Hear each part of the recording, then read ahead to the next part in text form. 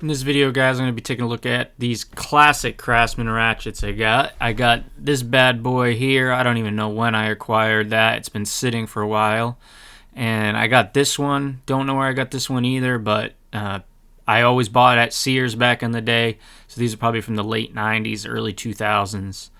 This one is frozen from sitting in a toolbox for I don't know how long, that I think was just outside. I already took the clip off of it because I didn't have snap ring pliers, so I just used some like regular needle nose pliers and a pick, and I was able to pry that off. This one I have not touched, but yeah, these are the pliers I used in my new Tecton picks that I just got. So you just pop those rings off and then you can, tear these down. So we'll take a look at this here. So here's the mechanism, the gear here. This is one of the push button styles. Actually, both of these are push button, which I really like. I prefer that style. You can see it's kind of rusty and dirty. I actually used fluid film and I did get it unstuck, but I figured I'd disassemble the whole thing and really clean it and scrub it down. So here's the inside. You can see how grimy that thing is there. We'll pop the paw out. Be careful with that little ball there. So pop that out and you can get to the switch will slide out on the other side. Make sure you pay attention to how it goes in, but the switch can kind of only go back in one way. And if you're doing this, it is a little tricky to get that ball in the spring and back in, but I'll show you how to do that after. So, spring is out, the switch rather is out, and then we're gonna go try to tackle the spring, which it comes right out. You just take your pick, like so here. And boom, just grab it and pull her on out. And that's it. Pretty simple, all apart and ready for a good cleaning.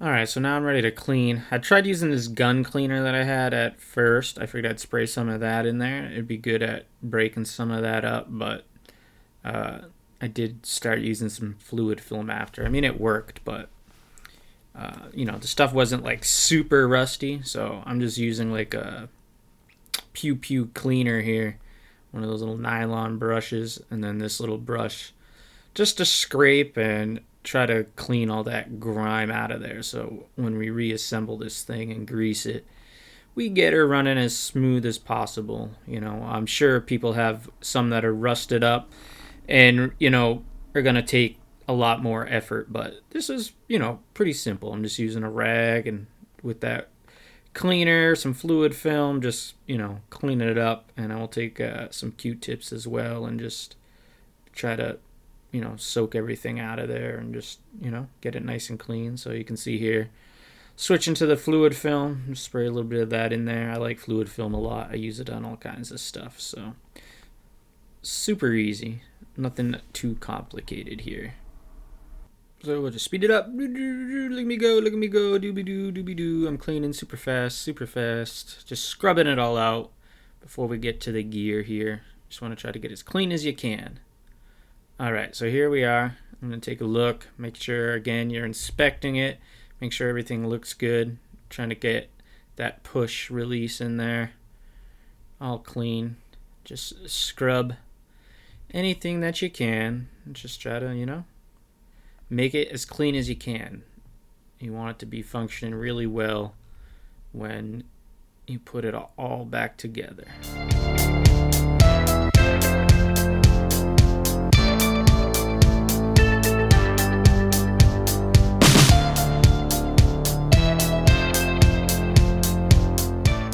Alright, the gear's all clean. I'm going to move to the paw and do the exact same thing. Soak it, scrub it, clean it, you get it.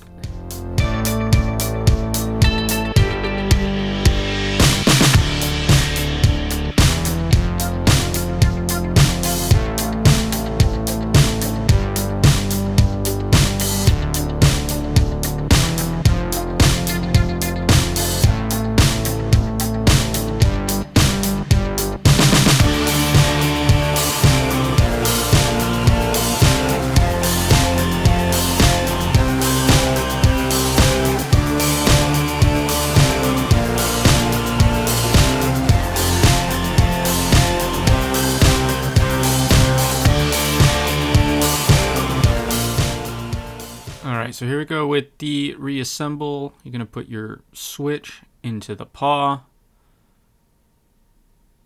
Make sure you got your spring in the hole. I had tried a few different ways and watched some videos, and then this is the path I chose to go. I'm going to put my super lube, which is the grease I'm using. I think you can use whatever you kind of want, but I heard this is good. So I grease the spring, and I'm going to drop the spring in there, and then I'm gonna get some more grease on my pick here, and once I have the grease on the pick, I'm gonna lather up the inside. And what this does is it really helps the ball stick on top of that spring, and this is kind of the technique, I guess, that I had seen, and this is what I decided to try. And ultimately, in the end here, you'll see this is going to be what works. So you're going to need to try to push the spring down and get the paw in there. Now, I messed up here the first time. I did not put my switch on first. So you're going to need to put the switch in the other side and then slide the paw over the switch. And there's actually a little, the way the paw is cut out, you can get your pick on top of the ball and then into that gap. It did take me a while to get to that point. You know, I'll mess around here for quite a bit, but for time's sake, we're going to just cut ahead here and we'll be able to see what actually worked. All right, so here is the moment that I was waiting for. I was so thrilled because I definitely had been messing around with this for a little bit. Maybe like a little flathead screwdriver, a precision one that you can get in there might be a little bit better because it's hard to press that ball down. But I'll show you in a second once I get it in here. But boom, I was able to get it right in right there, and I was just so thrilled that I got it done. It didn't take me super long, but I didn't know that it was going to be hard to get back in like that. And this is the first time I ever did it. But see that little slot there? That's where you can kind of get the pick in and push the ball down. And then you have to kind of align the paw over the switch. But it's not, if I can do it, anyone can do it. And then that's it. So all you got to do is just put the anvil back in, put the plate on, and pop the C clip back in there. Now, if I had some snap ring pliers, this would have been obviously much easier task. I'm going to have to get a set of snap ring pliers of some kind, or just a pair, I guess. It's just not something I really use all the time, you know. I kind of just been building up my tool collection here, and I've never actually even lubed up a ratchet. I didn't even know that was a thing until I kind of started getting into ratchets again. And honestly, like, I had these sitting around, and I realized that people like them, and I was like, you know what, I gotta get these working again and use them. That's why I decided to make this video, and then I just figured, it'd be cool to see. But it just takes me a little bit of playing around, and I can get this little ring all back on there. Boom, and there you have it. She is working. Switch works. Spins freely now. Feels pretty good. I won't really know how it feels till I put it on some bolts, but you could definitely hear the teeth were a little more chunky kind of feeling. I don't know, it's kind of hard to describe the sound. Maybe I'll make a short video and we'll put them up to the mic and really get a difference. I noticed that this one, the other Craftsman there you see to the right, that one was not frozen, but it definitely felt smoother. I did not look to see what the gears were labeled or anything for tooth count. I didn't see that on there.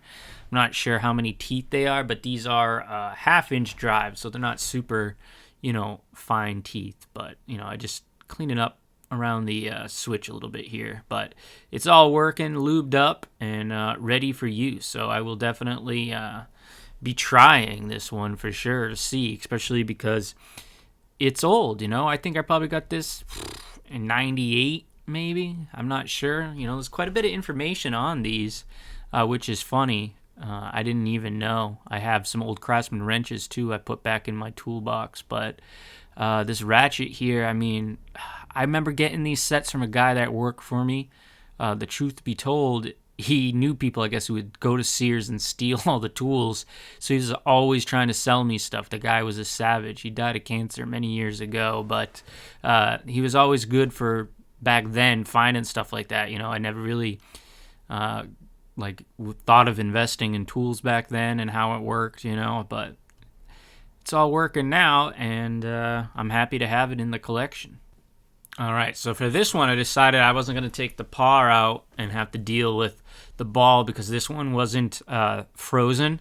So I'm just going to clean it up and get a good look at it and see what it looks like in there. But like I said, this one's already working, so I'll just take my little brush here and just kind of scrub it up, clean it up, and see what it looks like on the inside. Using my little method here with my old ass Craftsman pliers. I don't even know where I found these things.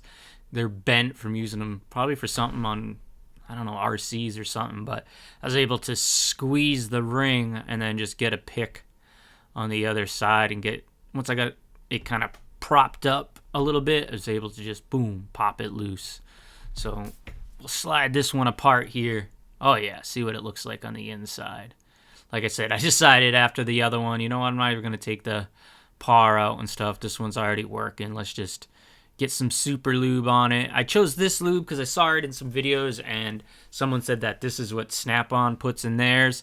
I'm having issues with an Icon 1/4-inch ratchet, and people say that this grease is too thick. But after I used it, it's not like regular grease like that I would use on my equipment at work or anything. So I'm going to go ahead and I'm going to use it on this. And then these are 1/2-inch ratchets, so I wasn't really worried about it. But I don't know. Let me know in the comments what kind of grease you guys use on your ratchets. And let me know if you ever lube them or taken them apart. Like I said, this is my first time. But you can see this one looks pretty good here. For some reason, I'm not good at keeping things in frame. Trying out some new styles here with the video. I've been filming on my phone a lot more and doing something different.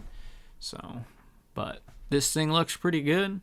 Like I said, this one wasn't frozen or anything like that. So we'll just get it reassembled and lube it up real well. Boom. All clean, lubed, ready to rock. What one do you prefer? Do you prefer the one on the left there, a little bit newer? Or do you prefer that older, more satin, square handle? Let me know in the comments below. And also let me know what your favorite ratchet is. But thanks for watching, guys. Really appreciate it. And if you like it, please drop a like, a comment, and I'll catch you guys in the next video.